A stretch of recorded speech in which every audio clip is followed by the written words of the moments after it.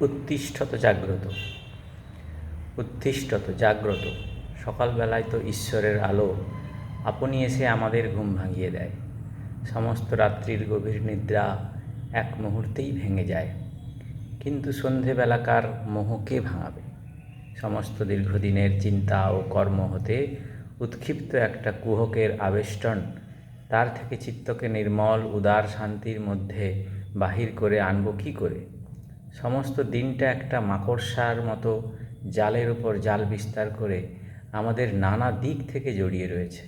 চিরন্তনকে, ভূমাকে একেবারে আড়াল করে রয়েছে।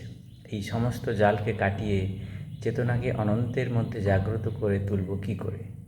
ওরে উত্তিষ্ঠত জাগ্রত।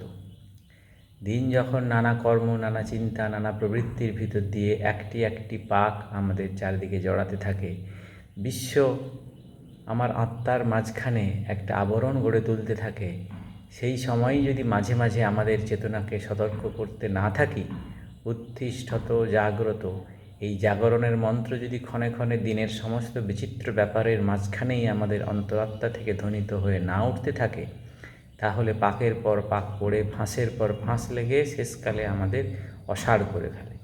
এখন আবল্য থেকে নিজেকে টেনে বের করতে আমাদের আর ইচ্ছেও থাকে না। নিজের চারিদিকের বেষ্টনকেই অত্যন্ত সত্য বলে জানি। তার অতীত যে উন্মুক্ত বিশুদ্ধ শাশ্বত সত্য, তার প্রতি আমাদের বিশ্বাসই থাকে না। এমনকি তার প্রতি সংশয় অনুভব করবার সচেষ্টতা আমাদের চলে আসে। অতএব সমস্ত দিন যখন নানা ব্যাপারের কলধ্বনি, তখন মনের গভীরতার মধ্যে একটি একতারা যন্ত্রে যেন বাজতে থাকে, ওরে উত্তিষ্ঠত জাগ্রত।